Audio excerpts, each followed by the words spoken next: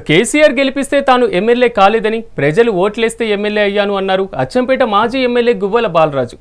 ప్రజలు అధికారం ఇస్తే బాధ్యత మరిచి స్వప్రయోజనాలకు వాడుకున్నారని కీలక వ్యాఖ్యలు చేశారు. కేసులకు భయపడి తాను బీజేపీలో చేరలేదని అభివృద్ధి కోసమే అంటున్న మాజీ ఎమ్మెల్యే గువ్వల బాలరాజుతో మా ప్రతినిధి వెంకటరెడ్డి ఫేస్ టు ఫేస్.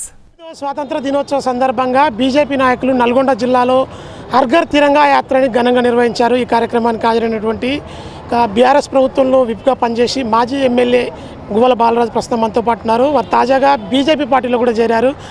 అన్న నమస్తే. మొదటిసారిగా నల్గొండకు వచ్చారు. Welcome to Nalgonda.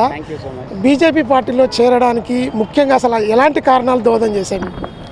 కారణాలు ఏమున్నప్పటికీ గతాన్నే చర్చించుకుంటూ నా విలువైన సమయాన్ని వృధా చేసుకోకుండా దేశం ఏం కోరుకుంటుంది, ప్రజలకు ఏం అవసరం ఉంది అని భావిస్తున్నప్పుడు, స్టడీ చేసినప్పుడు నాకు అర్థమైంది మోడీ గారి నాయకత్వమే దేశానికి శ్రీరామ రక్ష అని.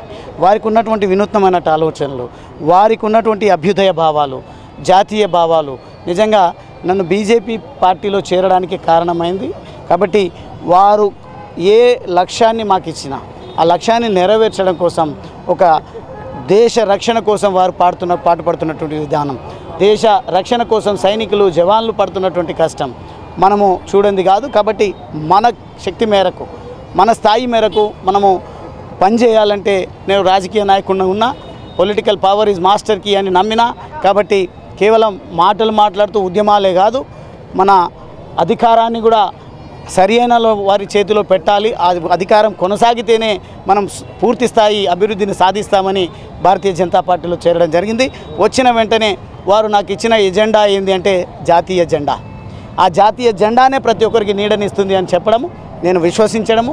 ఈరోజు మొదటిసారి ఒక 2-3 గంటల ముందే మా ప్రెసిడెంట్ గారు, జిల్లా ప్రెసిడెంట్ గారు వర్షిత్ రెడ్డి గారు, అన్న మీరు జాయిన్ అయ్యారు కదా వస్తారా అంటే, నేనేమి ఎజెండాలు లేవు, మోడీ గారు ఏ లక్ష్యం మనకిచ్చినా కానీ నిర్దేశించినా కానీ జాతి, దేశం, ప్రజలు, యువత ఏం కోరుకుంటున్నారో దానికోసం నేను రావడానికి సిద్ధంగా ఉన్నానని వస్తున్నప్పుడు ఒకటి ఆలోచన అయితే ఉన్నది. ఇప్పుడు ఎందుకంటే నేను నా నియోజకవర్గం నుంచి ఒక్కడినే బీజేపీ పార్టీలో చేరడానికి బీజేపీ పార్టీ ఆఫీస్కి వెళ్ళడం జరిగింది. వెళ్ళిన సందర్భంలో నా శక్తి తెలియక కాదు, నన్ను కుంగదీసే దాంట్లో భాగంగా ఒకడే వచ్చిండు అని మాట్లాడడం జరిగింది. అయితే అదే అనుభవాలు ఇక్కడ కూడా ఉంటాయండి. ఆ అనుభవాన్ని ఎట్లా తిప్పికొట్టాలో నాకు తెలుసు. అది వాళ్ళను ప్రతిరోజు ఒక్కరోజు 2 రోజులు 10 రోజులు ట్రోల్ చేస్తారేమో, జీవితకాలం ట్రోల్ చేసే విధంగా, వారిని రివర్స్ ట్రోల్ చేసే విధంగా నేను నా పని విధానంతో ప్రూవ్ చేసుకుంటా. కానీ ఇక్కడికి వచ్చినప్పుడు కార్యక్రమం ఎట్లుంటుందో అంటే క్లాక్ టవర్ చౌరస్తా బ్లాక్ అయిపోయింది.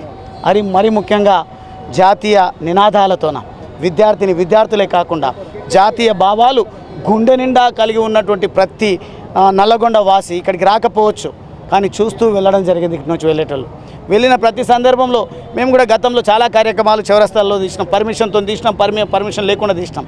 కానీ ఎంతో కొంత ఇరిటేటెడ్గా ఫీల్ అయ్యేవారు. మా ముఖం చూసి తొందర ముగించండి అని చెప్పేవాళ్ళు.